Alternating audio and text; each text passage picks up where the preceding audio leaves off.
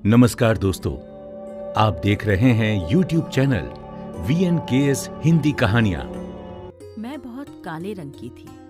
मेरी भाभी बहुत खूबसूरत और जवान थी। भाभी मुझे कहती कि ये कैप्सूल रोजाना रात को खाकर सोया करो, चंद ही दिनों में खूबसूरत लगने लगोगी। मैं खुशी खुशी वो कैप्सूल खा लेती और सो जाती। अचानक एक दिन मेरी तबीयत खराब हो गई। डॉक्टर के पास गई तो डॉक्टर ने कहा, तुम प्रेग्नेंट हो। ये सुनकर मेरे जिस्म से जान निकल गई, क्योंकि भाभी मेरे साथ दुल्हन बनी स्टेज पर बैठी मेरी भाभी चांद जैसी चमक रही थी और मैं इनकी बगल में बैठी थी, जैसे मैं चांद पर एक काला दाग थी। काली रंगत में एक ऐसी बुराई है जो इंसान की सारी खूबियों को बदल देती है। मैं काली थी, इसलिए मुझ पर किसी की नजर नहीं ठहरती थी।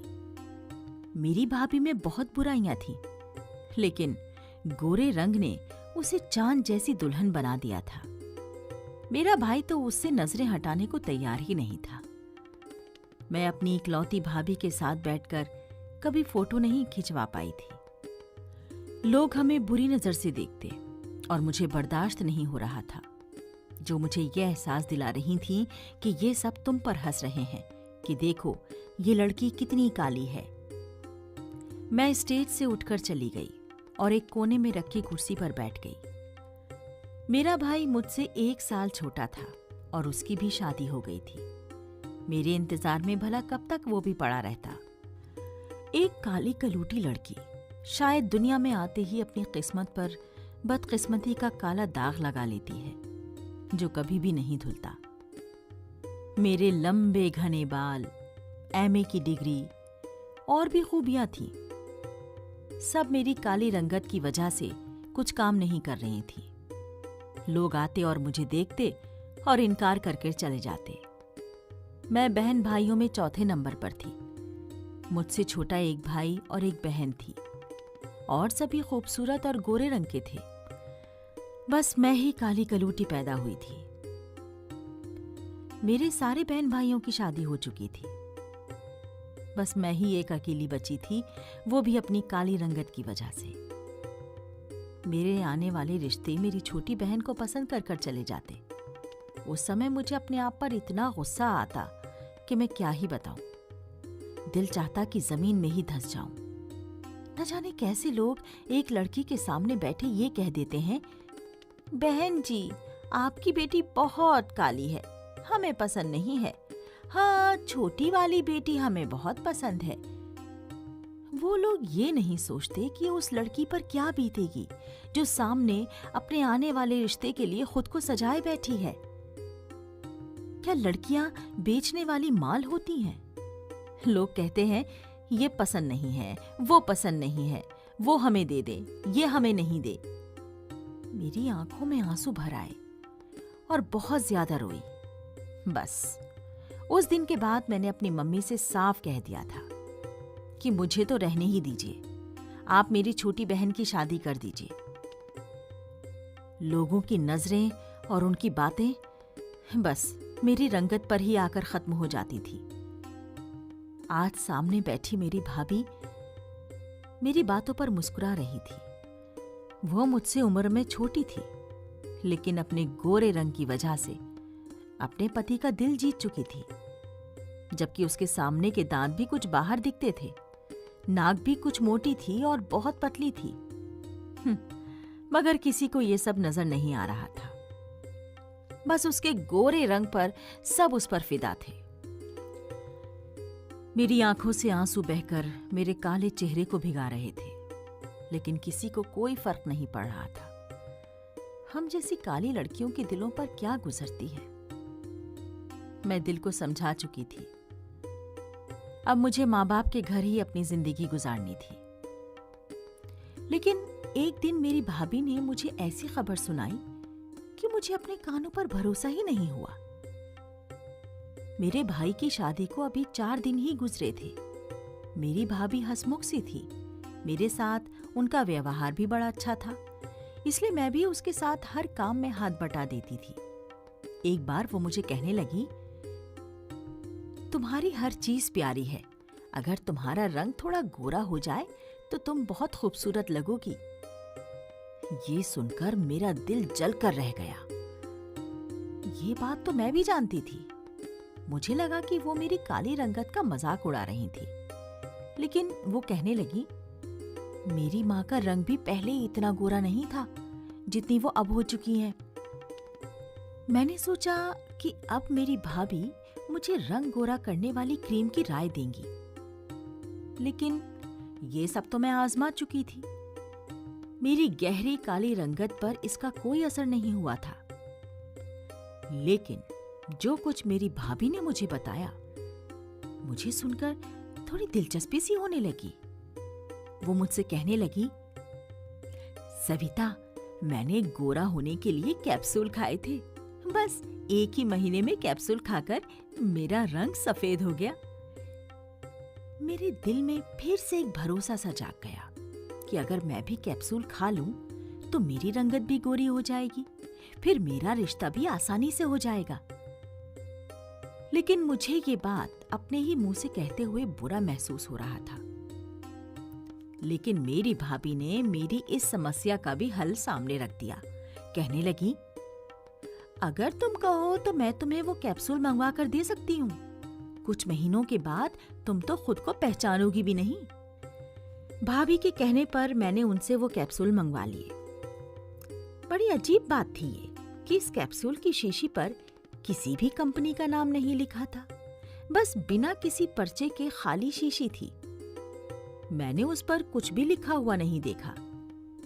भाभी से पूछ लिया कि इसका नाम तो लिखा हुआ नहीं है इस पर।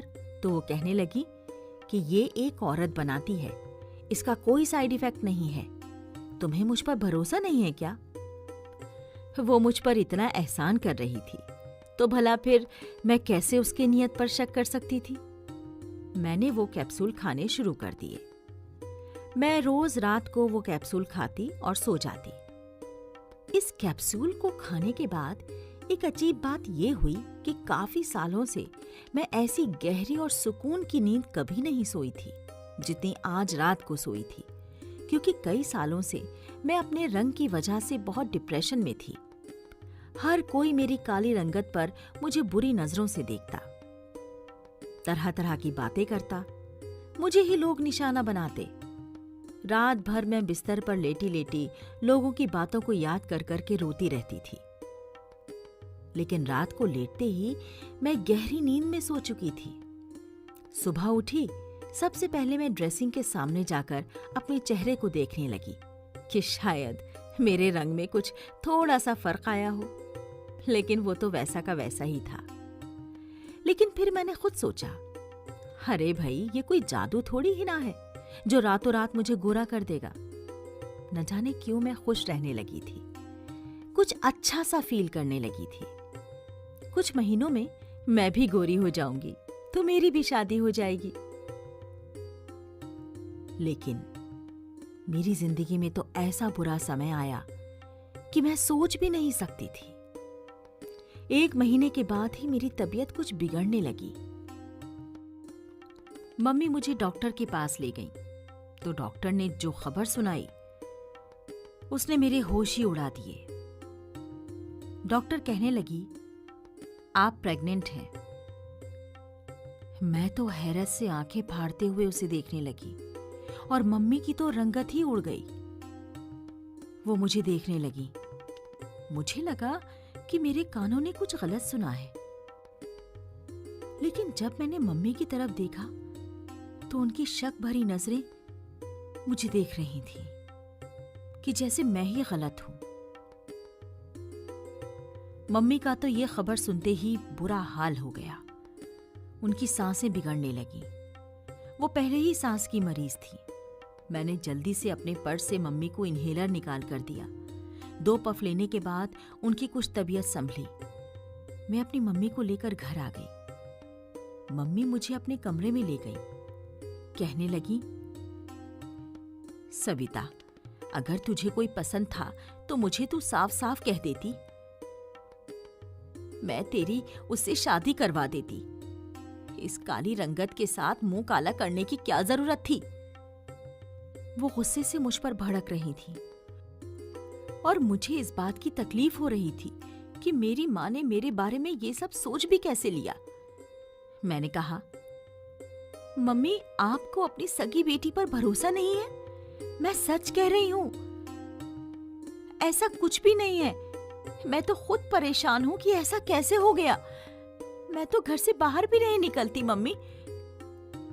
लेकिन मेरी मम्मी रोने लगी। मुझसे सच सच कह दे, कौन है वो इंसान जिसका बच्चा तेरे पेट में है? अभी हम बात ही कर रहे थे, तभी मेरी भाभी अंदर आई। कहने लगी, सविता, मैं ये क्या सुन रही हूँ? ये तुमने क्या कर दिया? तुमने इस घर की इज्जत ही खराब करके रख दी है। वो शायद मेरी और मेरी मम्मी की बातें सुन चुकी थी। मैं रोने लगी कि मैंने ऐसा कुछ भी नहीं किया। मेरी मम्मी फूट फूट कर रोने लगी। लेकिन मुझे अफसोस इस बात का था कि मम्मी मुझे गलत ठहरा रही थी। कहने लगी, तू मनहूस है। पैदा होते ही तेरे काले रंग ने हमारी जिंदगी को काला कर दिया। काश कि मैं तुझे पैदा होते ही मार देती। अरे मैं तो पहले ही तेरे रिश्तों के लिए परेशान थी। अब बता मुझे, कौन करेगा तुझसे शादी? और मुझे ये डर खाया जा रहा था कि अगर घर पर मेरे भाई आ गए तो आफत हो जाएगी। भाभी भी रो रही थी। मेरी मम्मी, हम तो किसी को मुंह दिखाने के काबिल नहीं रहेंगे। आपकी बाकी बेटियों की ससुराल में जब ये खबर पहुंचेगी तो वो उन्हें मायके छोड़ जाएंगे। सविता, ये तुमने क्या कर दिया? मुझे तो भाभी पर हैरत हो रही थी। मैंने मम्मी से कहा, डॉक्टर पागल है शायद। आप मेरे साथ कल किसी और डॉक्टर के पास चलिए। लेकिन मेरी बात सुनता कौन? बाहर की बेल बजी तो मम्मी ने अपने आंसू साफ किए। कहने लगी, इसके बाप भाई को किसी बात का पता नहीं चलना चाहिए। बात रात के लिए दब गई। पूरी रात मेरे आंखों से आंसू आते रहे। मुझे तो चाहकर भी ऐसा कुछ याद नहीं आ रहा था। मैं सुबह जब कमरे से निकलकर बाहर आई तो एक और आफत मेरे लिए तैयार खड़ी थी। मेरी भाभी ने अपने ऐसे कजन का रिश्ता मेरी मम्मी को बता दिया जिसकी बीवी को मरे हुए बहुत दिन गुजर चुके थे। उसके 4 बच्चे थे। खुद भी वो इंसान अच्छी खासी उम्र का था। मैंने जब ये सुना तो साफ इनकार कर दिया। लेकिन मेरी मम्मी मुझसे कहने लगी कि मेरी किसी बात पर उन्हें भरोसा नहीं है। वो कहने लगी, अगर मैंने विवाह से इनकार किया तो वो जहर खा लेंगी। उनके सामने मैं चुप सी हो गई। शायद मेरी काली किस्मत में यही लिखा था। कुछ ही दिन में मेरी शादी संजय से हो गई, जो मुझसे 15 साल बड़ा था। रंगत तो उसकी भी सांवली थी। पेट निकला हुआ, सिर के आधे बाल सफेद थे। मैंने उस पर एक नजर डालकर हटा ली। मेरे साथ एक हफ्ते में क्या हो चुका था, इतना खराब कि मुझे ना सोचने का समय मिला, न मेरी अकल काम कर रही थी। मैं कुछ ना करके भी अपराधी बनकर सजा काट रही थी। आज यहाँ एक ऐसे इंसान के सामने बैठी थी जो मुझे बिल्कुल भी पसंद नहीं था। वो मुझे देखकर अपनी बत्ती सी निकाले हंसने लगा। फिर कहने लगा, वैसे तो तुम ठीक ही हो, लेकिन तुम्हारा रंग बहुत काला है। एक 50 साल के बुढ़े के मुंह से भी मुझे यही सुनने को मिल रहा था, जो 4 बच्चों का बाप था। मेरा दिल खून के आंसू रो रहा था। मेरी शादी भी क्या शादी थी, बस एक खतरनाक समझौता।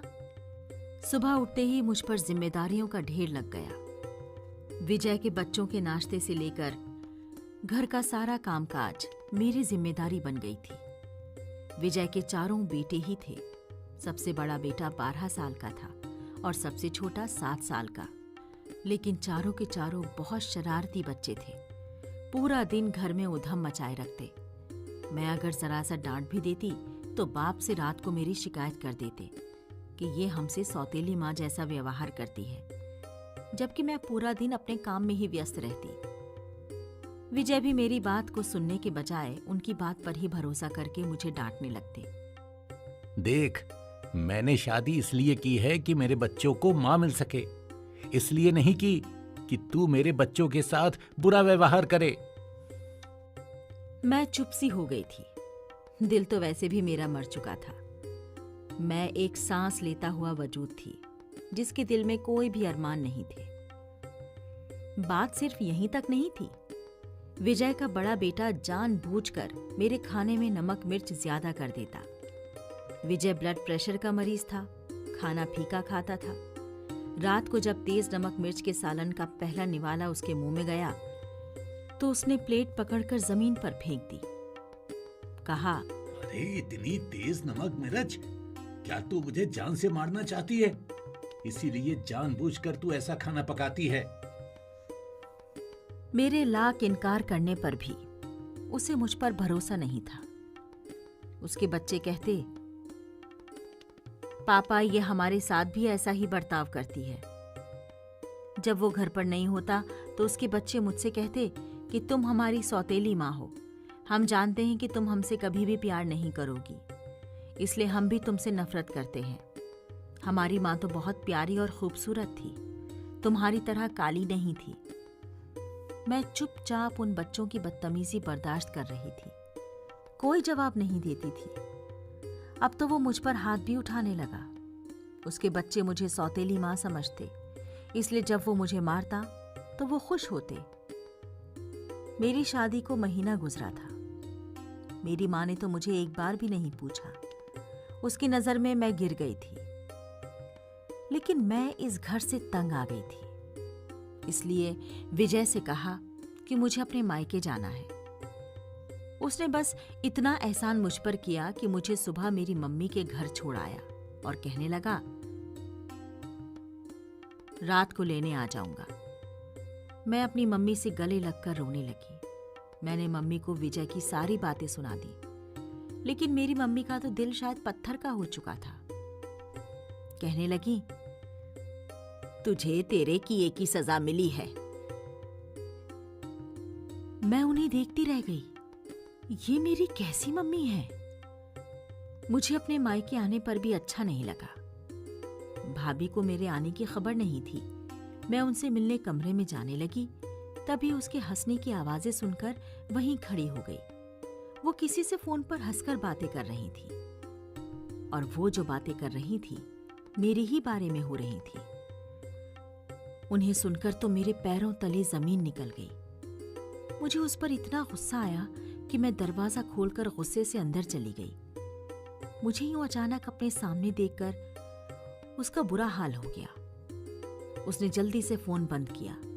मैंने उससे कहा, शर्म नहीं आती तुम्हें मेरे साथ ऐसा काम करते हुए? मैंने तुम्हारा क्या बिगाड़ा था? मुझे लगा उसे अपने किए पर अफसोस होगा, लेकिन नहीं। वो तो बिना शर्मिंदा हुए मुझे देखकर मुस्कुराकर बोली, तुम्हें तो मेरा एहसानमंद होना चाहिए कि मेरे एक झूठ की वजह से तुम्हारा घर बस गया, वरना सारी जिंदगी तुम मेरे सर पर बैठी रहती। जरा अपना चेहरा तो देखो और अपना रंग देखो। उफ, न जाने तुम्हारे घर वालों ने तुम्हें कैसे इतने साल बर्दाश्त कर लिया। मैं तो जब तुम्हें देखती थी जी चाहता था अपनी आंखें ही बंद कर लूं।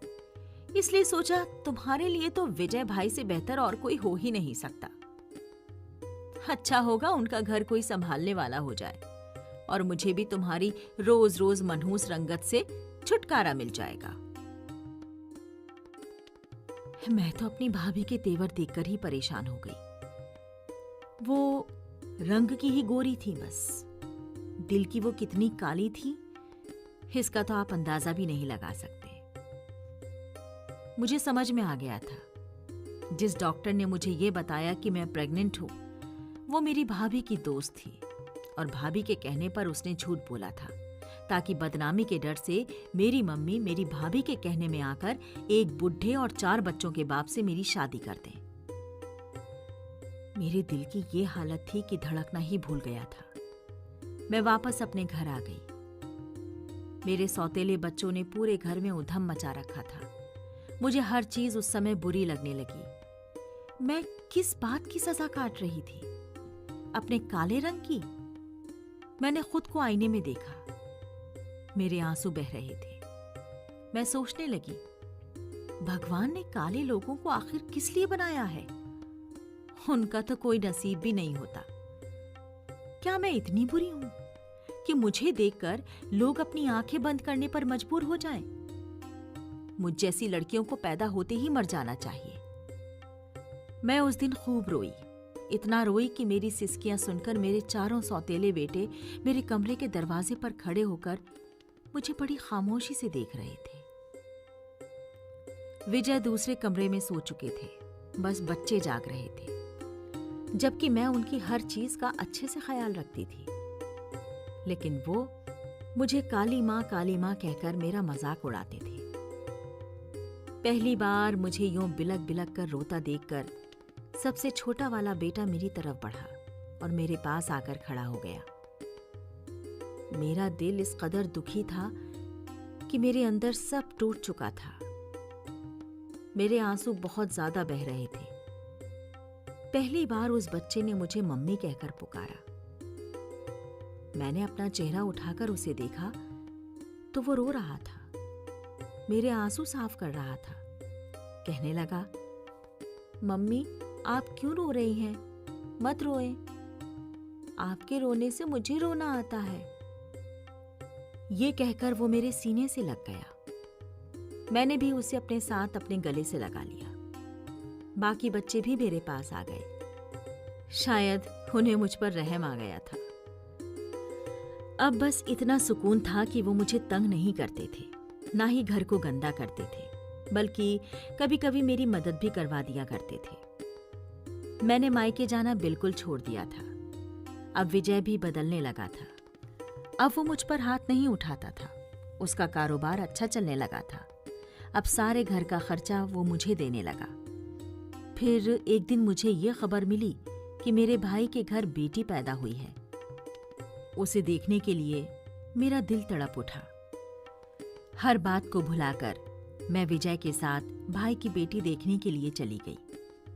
लेकिन उसकी बेटी देखकर मैं आंख झपकना ही भूल गई। मेरी भाभी बहुत ज्यादा रो रही थी। कह रही थी कि ये मेरी बेटी नहीं हो सकती। हॉस्पिटल से मेरी बच्ची बदल चुकी है। मेरा भाई और मेरी मम्मी उसे समझाने की कोशिश कर रहे थे कि ये तुम्हारी ही बेटी है, तुम पागल तो नहीं हो गई। मुझे ऊपर वाले के इंसाफ पर अब यकीन आ गया। मेरे भाई की बेटी बिल्कुल मेरी भाभी जैसी थी, लेकिन उसकी रंगत मेरे जैसी बिल्कुल काली। मैंने अपनी भाभी को मुबारकबाद दी। वो तो मुझसे नजरें चुराने लगी। उसके आंसू नहीं रुक रहे थे। मेरा दिल तो बहुत किया कि उसे उसकी कही हुई हर बात याद दिलाऊं और उससे कहूं कि जो उसने मेरे साथ किया, मुझसे पीछा छुड़ाने के लिए किया था, क्या कल को अपनी बेटी के साथ भी ऐसा ही करेगी? लेकिन मैंने उससे कुछ नहीं कहा, क्योंकि मुझे ऊपर वाले के इंसाफ पर भरोसा है। हर सवाल का जवाब देने के लिए भगवान कोई ना कोई रास्ता दिखा ही देता है। आज इस बात को बहुत समय बीत चुका है। मैं अपने सब बहन भाइयों से ज्यादा आराम की जिंदगी जी रही हूँ। मेरे सौतेले बेटे मुझ पर अपनी जान छिड़कते हैं। मम्मी मम्मी कहते हुए प्यार से हाथ चूमते हैं। अगर मैं मजाक से उन्हें ये कह दूं कि क्या तुम लोग मुझ जैसी काली कलूटी मम्मी के हाथ चूमने लगते हो, तो वो बुरा मान जाते हैं। कहते हैं, आप हमारे दिल से पूछिए मम्मी कि आप कितनी खूबसूरत हैं। हमारी सगी मम्मी जितना आपने हमें प्यार दिया है। मेरी सोच अब बदलने लगी। हो सकता है जब भगवान ने मुझे बनाया हो, मुझे ये काला रंग दिया हो, तो इसी रंग रूप में शायद मैं उसे अच्छी लगी हूं। तभी तो उसने मुझे ऐसे ही रहने दिया। जब मैं अपने भगवान की मोहब्बत के बारे में सोचती हूं, तो मैं अपने आप को इतनी बुरी नहीं लगती जितनी लोगों की नजरों से देखकर खुद को लगती थी।